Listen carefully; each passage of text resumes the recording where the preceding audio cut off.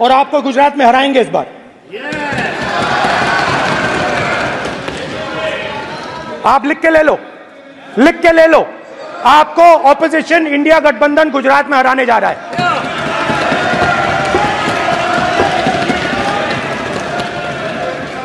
नेता विपक्ष राहुल गांधी सदन में जब गुजरात में इंडिया गठबंधन की जीत का ऐलान कर रहे थे तो नरेंद्र मोदी भी सदन में बैठे हुए थे। नरेंद्र मोदी को देखते हुए राहुल गांधी ने ये चुनौती दी थी और राहुल की इस चुनौती का डर बीजेपी के अंदर दिखाई भी देने लगा है।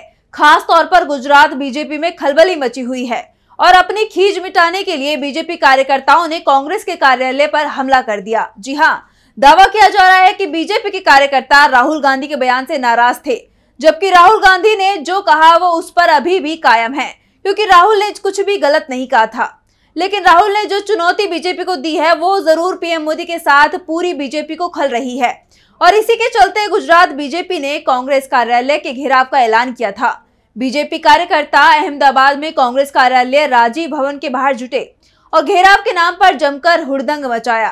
कांग्रेस कार्यालय में पत्थर फेंके गए, बाहर लगे होर्डिंग बैनरों को नुकसान पहुंचाया और ये सब पुलिस की मौजूदगी में होता रहा। बीजेपी के प्रदर्शन की खबर पहले से ही थी, इसलिए पुलिस भी तैनात थी। राज्य में 26 साल से बीजेपी की सरकार है, ऐसे में पूरे प्रशासनिक तंत्र पर बीजेपी का दबदबा कायम है और कांग्रेस कार्यालय पर जब बीजेपी के कार्यकर्ताओं ने हमला किया तो पुलिस बीजेपी कार्यकर्ताओं पर सख्ती दिखाने से बचती दिखाई दी।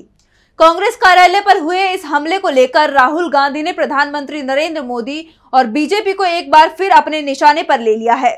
राहुल ने कहा, गुजरात कांग्रेस कार्यालय पर हुआ कायरतापूर्ण और हिंसक हमला भाजपा और संघ परिवार के बारे में मेरी बात को और पुख्ता करता है। हिंसा और नफरत फैलाने वाले भाजपा के लोग हिंदू धर्म के मूल सिद्धांतों को नहीं समझते। गुजरात की जनता उनके झूठ के पार साफ दिख सकती है और भाजपा सरकार को निर्णायक सबक सिखाएगी।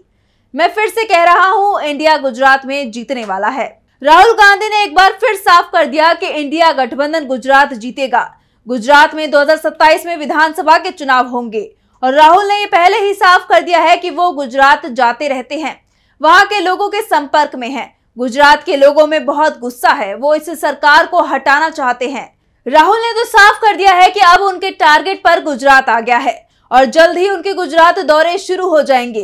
राहुल के बयान के बाद से ही बीजेपी नेताओं के होश उड़े हुए हैं और दावा किया जा रहा है कि अहमदाबाद में कांग्रेस कार्यालय पर जो हमला हुआ है वो पूरी रणनीति के साथ किया गया है। लेकिन कांग्रेस ने यह भी साफ कर दिया है कि वो इस तरह के हमलों से झुकने वाली नहीं है। वैसे एक बात साफ हो गई है कि बीजेपी के नेता अब राहुल गांधी से बेहद डरे हुए दिखाई दे रहे हैं। जिस तरह से राहुल गांधी ने उन्हें चुनौती दी है और ये चुनौती सीधे संसद से दी गई है, उसके बाद से बीजेपी पूरी तरह से बैकफुट पर दिखाई दे रही है। हाल ही में हुए लोकसभा चुनाव में पहले से ही क्लीन स्वीप करने से बीजेपी चूक गई थी। जनमत नरेंद्र मोदी के खिलाफ था, लेकिन नीतीश और नायडू की मदद से नरेंद्र मोदी प्रधानमंत्री बन गए। पर इस बार उनकी सरकार कमजोर दिखाई दे रही है, तो दूसरी तरफ राहुल गांधी की लोकप्रियता लगातार बढ़ती जा रही है।